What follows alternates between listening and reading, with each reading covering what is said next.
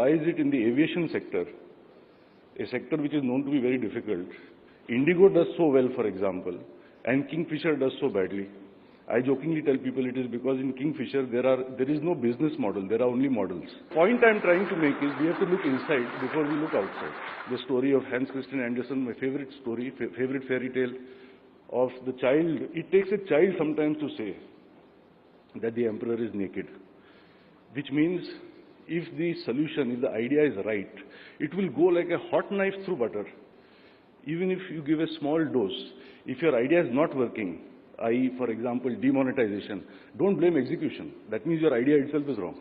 You've stayed clear so far of the scooter market. How do you respond to people when they say that, why is this a market that you're not going after? This is like saying to Sachin Tendulkar that he should play baseball because that is about a bat and ball also. So what's the difference between baseball and cricket? It doesn't work like that, because when you are wanting to be a global company, I mean, look at someone like Gillette, for example, something that all of us are familiar with because it's the best that a man can get. At least at our age, it's the best that a man can get. So, I mean, what I'm trying to say is Gillette apparently today has 60% global market share in what it does.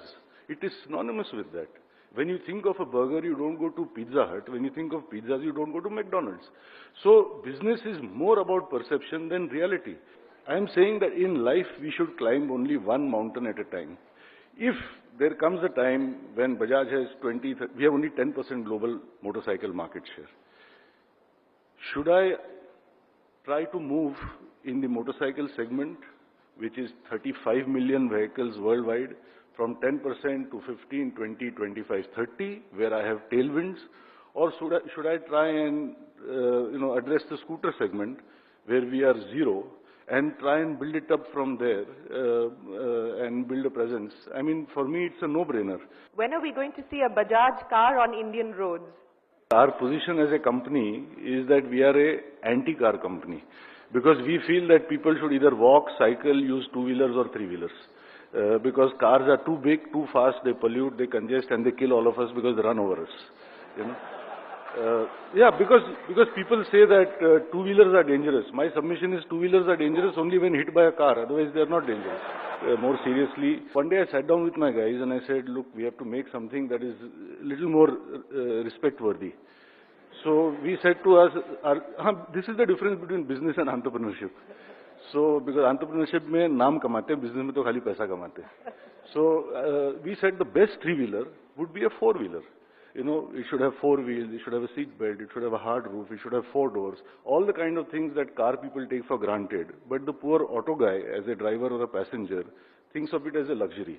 So we created this category of vehicles called a quadricycle, as opposed to a three-wheeler, which is a tricycle. And we thought that, it's as obvious as daylight that this is better than that.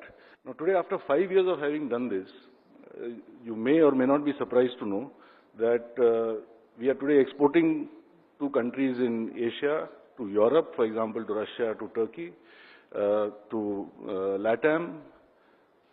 This is the only country that has not given us permission to sell this vehicle.